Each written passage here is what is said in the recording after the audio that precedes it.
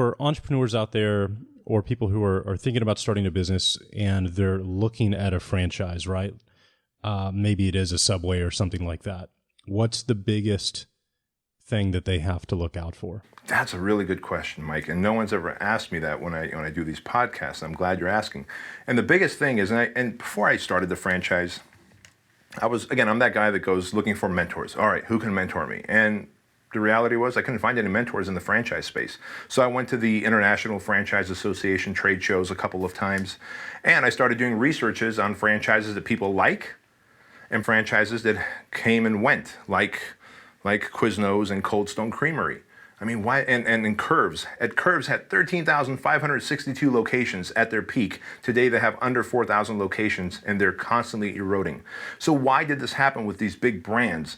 And why did the Federal Trade Commission say you guys are not allowed to sell any more locations until you fix the problem of failures that you have?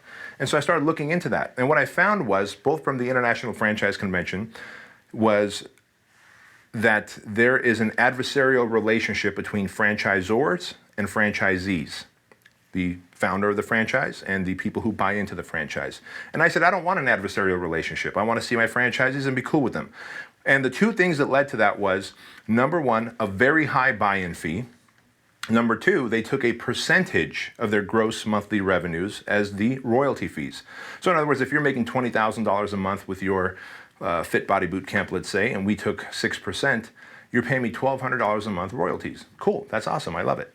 But then if you hustle, Mike, and you start making 30 grand a month with your Fit Body Boot Camp, well, now that same 6%, you're paying me $1,500 a month. You can't help but start to wonder, why am I paying corporate office more when I went and got the knowledge to make more money on my own? So I said, all right, I'm going to fix the problem. My franchisees are not going to go out seeking for knowledge, because we're going to make it a done-for-you model where we're going to do the marketing, the lead generation. And thankfully, coming from the online world, I do all the online marketing for them. We set up their fan page, their website, we do the SEO, we do the paid traffic for them, all that stuff. So they don't have to go out there and hunt for leads. They just have to convert the leads into paying clients, service them, show them results, and ask for referrals, period. So number two, we kept the buy-in fee to $25,000 and not $250,000, so anybody can buy in. There's a low barrier to entry, and a flat monthly franchise fee of $700 a month. Whether you make $20,000 or $50,000 a month, you pay us $700 a month.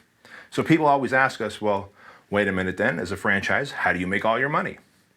Well, we do all the online marketing for them, and we sell low barrier offers. 14-day fat furnace for $67, 21-day rapid fat loss program for $97. Headquarters, we keep all of the web specials that we sell for our 500 plus locations worldwide. We keep the web specials. They get a qualified lead that they're going to service for 14 days or 21 days, who has paid, and when they pay, they play, and they convert them into a 12-month client, and it's a win-win. So the more money I make, the more money my franchisees make.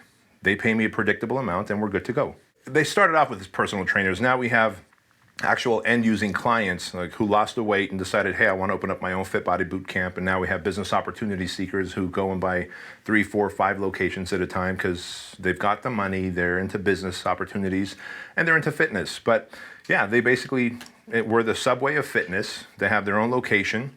They have their staff of 3 or 4, typically 2 trainers and a front desk admin. And if they run it themselves, they are the manager and the closer. If they have multiple locations, then they typically will have a manager or a salesperson on staff. And we drive all the leads to them, and they do the selling, servicing, and referral generating. And when you look at what the current franchises are doing, they're still stuck in the 1990s way of marketing, where they do bus benches, billboards, TV. Dude, you've got a TiVo. You're not watching TV ads anymore. You don't see the commercial for the Subway. You don't see the commercial for the 7-Eleven or the Curves. But on Facebook, I can target you, chase you by your age, by where you live. I can make a video so specific for you that you have no choice but to buy a low barrier offer from us, and dang it, you're going to come use it.